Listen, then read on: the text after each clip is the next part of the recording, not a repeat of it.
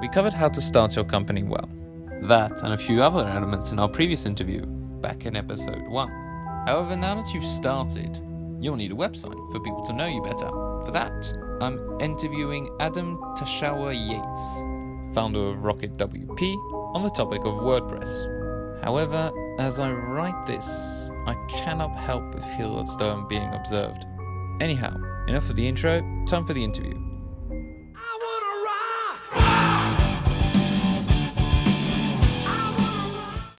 Could you explain to us very briefly what you do with Rocket VP? Okay, we are a WordPress maintenance and care plan provider. Basically, that means we take care of the day-to-day running of WordPress sites. So we will do things like updates to your plugins, to your themes, to the WordPress core itself. We also ensure the security of your site. We ensure that it's backed up. We monitor it 24/7. So it's basically, we come in after the designers and the developers have finished designing a website and building a website, and then we make sure that that carries on online, up to date and fast, so that the designers can forget about it and the customer will be happy with their new site. So it is a lot of taking the weight off of people when it comes to their own website management. Yes, so we work with website owners, so someone who's already got their own WordPress site set up. We'll work with agencies and designers, because obviously agencies and designers are there to design and build websites. Our core business is purely the maintenance, the upgrade and the upkeep of WordPress sites. Very briefly as well, for people who do not know about websites and WordPress in general, what is WordPress in just a few words? WordPress is what's known as a CMS, a content management system. Go back to the 80s and 90s, you would normally have to go to a web developer to even get a full stop added or a word changed to your website because of the way they were designed. With content management systems such as WordPress, there are others like Drupal and Joomla. It enables non-technical people, website owners, to go in and change things like photos and the text on their website. One of the buzzwords, I suppose, and the biggest thing about a WordPress website is gives the owner the ability to blog. So they can constantly be adding new content to their website without having to pay a designer an hourly or daily rate to make those changes. WordPress is, I suppose it's been around now for about 20 years as a CMS service, and it's just grown. It's absolutely exploded. If WordPress websites were the population or a world population, it would be the third largest country in the world. In terms of country size, it's a country the size of America. With WordPress, you can do everything from a basic website to full e-commerce. Think of something and it will do it. It doesn't matter whether you're a baker, a photographer, a solicitor, a doctor. WordPress can be tailored to meet the specific requirements of your business. And the nicest thing about it is, if you're willing to sit there and learn and do your research, a lot of it you can actually do yourself. There are literally thousands of online guides, online video training, and on top of that, there are tens, if not hundreds of thousands of developers out there that can help you to achieve your vision of what your website should do. So not only is it good for tailoring to the idea, but it also makes sure that it is flexible enough. WordPress is a platform, so you can build anything you want to build on that platform. And the nice thing about it is, as a business grows, you can add more features and functionalities to that website. For example, when you're in the initial stages, if you want to get mailing lists and you want to get people to sign up to get more information about your service, you can do that. Then once you go beyond that, you want to start selling stuff, again, you add the necessary plugins and features, and suddenly now, yes, you've still got the people coming to register, they're interested in your product, but you can now sell it. By updating WordPress, you can automatically send out those updates to Twitter, to Facebook, to LinkedIn. So it really can become the centre of your marketing world in terms of your online presence. How necessary would you judge WordPress to be for somebody who is developing his company? Every company needs an online presence. I find WordPress very easy to use, and if somebody is willing to sit down, then they can get that presence on WordPress without a lot of expense. Obviously, when you're starting up in a company, you want to keep that expenditure to a minimum. You want your initial outlay to be as low as possible. With WordPress, you can achieve that. Being somebody new to the market is you won't have a following. So if you've made a slight mistake on the design of your website, it's not really going to matter. And as your confidence grows and as your business grows and as you need your website to grow, WordPress will enable you to do that. You can outsource it and get WordPress developers in, or you can do it yourself. I think WordPress is the platform that you would want as a new business, or even as an established business looking for something to give you more flexibility and more features. Then moving across to WordPress would also be a good idea, but definitely WordPress is a tool you should have in your arsenal from day one.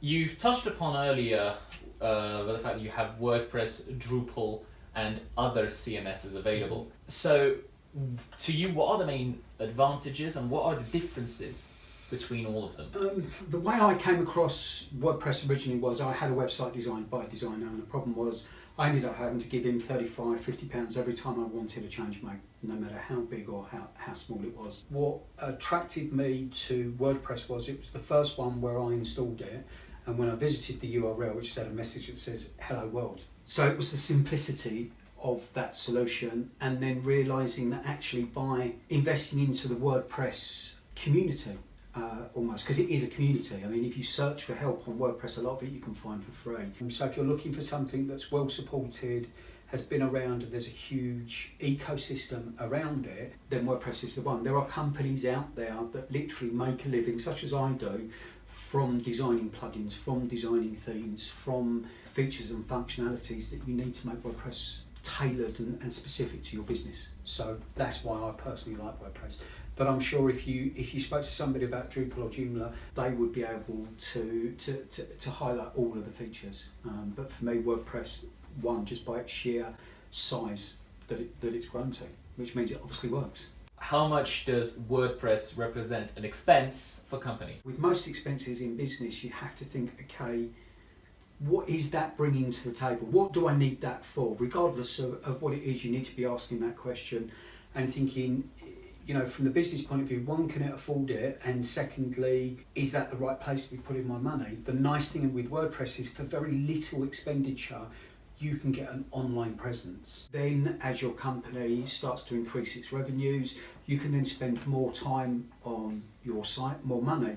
I've known people spend 50, 60, 70, over £100,000 on a WordPress website.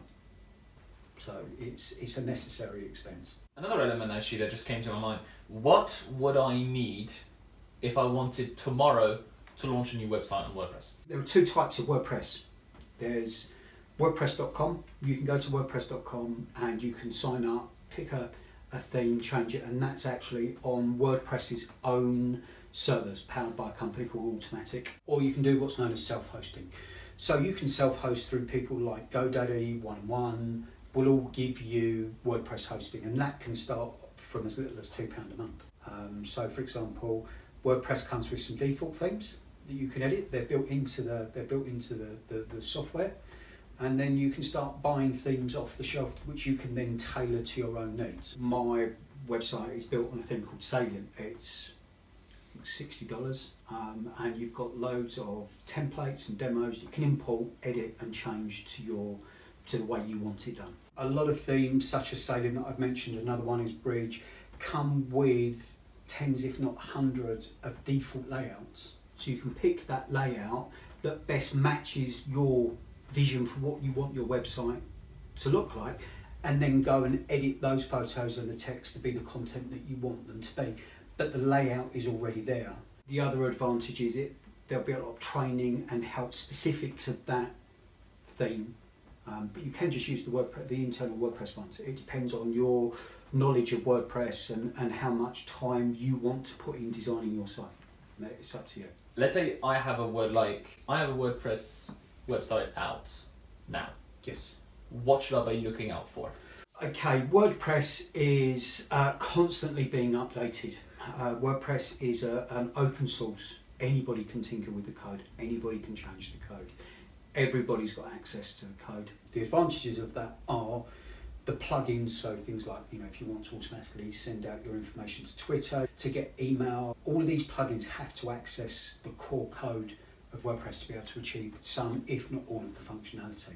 That's constantly being updated. So like the apps on your phone, you get the updates, however many updates, you need to apply those updates. You'll get major upgrades out to the core, to WordPress itself. Then you also need to think about, well, okay, I need a backup of it, I need a copy of it. Same as you do with your iPhone. Your iPhone is set so that your photos and everything are backed up. So it means if you lose your phone tomorrow, it doesn't matter, all your data, all your information, you just connect it back up and it comes down. You need security on your website. So much the same as you've got your fingerprint ID or your face ID on your phone and your PIN numbers and everything else. You need to put that onto your site so your site can't be attacked. I know people think that hackers tend to be teenage boys in their mum's basement sitting there trying to hack onto a website. Unfortunately, that's not true. Hacks are automated in the same way as you want the Google search bot goes out there searching the internet and scouring for information.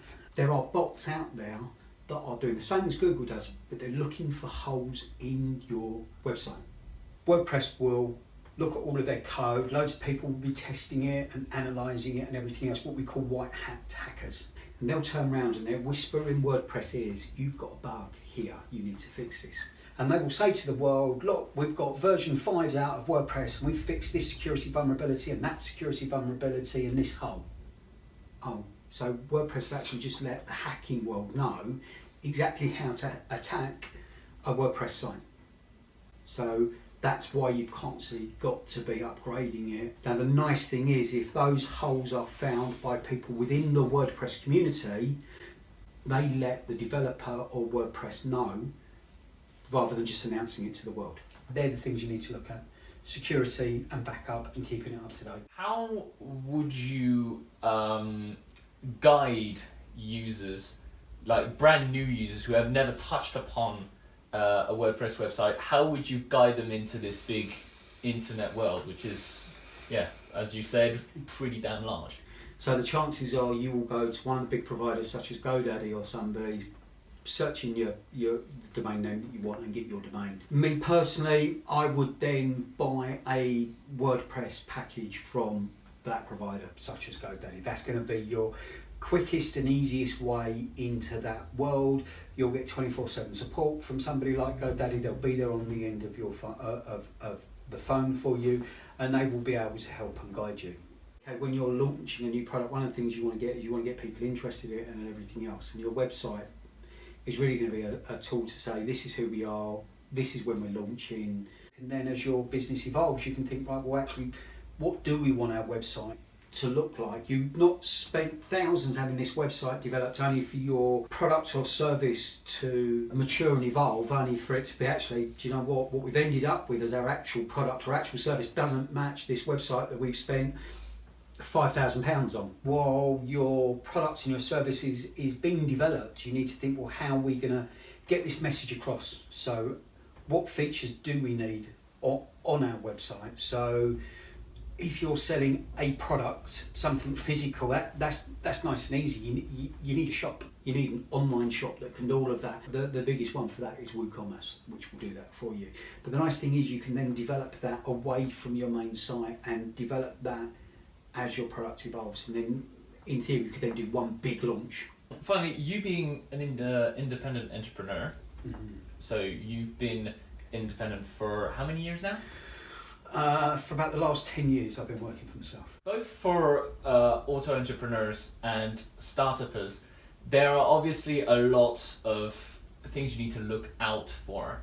What for you would be your advice for people who are starting out their company or have their company, or stuff that you would have loved to know right in the beginning when starting out? I think starting out on your own is, despite what a lot of people say, it's something very brave to do. There's something, I think, very brave in somebody who actually says, you know what, I'm going to say goodbye to the regular employment, the regular money, and I'm going to go out and do it on my own. So a lot of what I do is remote. I'm able to work from home, I'm able to work from cafes, and so depending on what you're doing, it's very easy for your world to shrink and shrink and shrink. I think you really need to not just be so worried and concentrating on the business. You also need to remember that you do have a life as well. Cash flow is really important. Many a time I've been tripped up. And the other thing I will also say is something that I'm a little bit guilty of times, and I call it the magpie syndrome.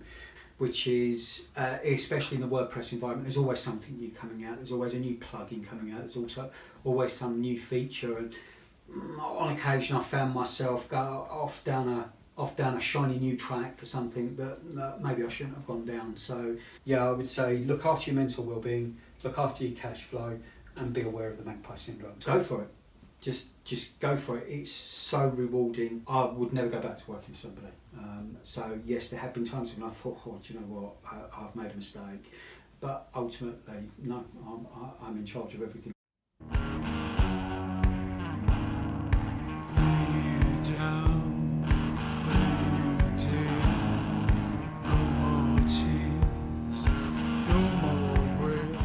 Hi, Adam. Hi, Theo. Just wanted to say, I was taking a look over your website and the work you've done. I'm really interested in what you're doing. Thank you very much. I like the content. So I was thinking that from reading the stuff that you've done and the videos that you've posted, I kind of see that we're kind of approaching the same goal, maybe in different directions, but we're both trying to find it, that secret, that missing components that make a startup successful or fall flat on its face. What do you mean by that?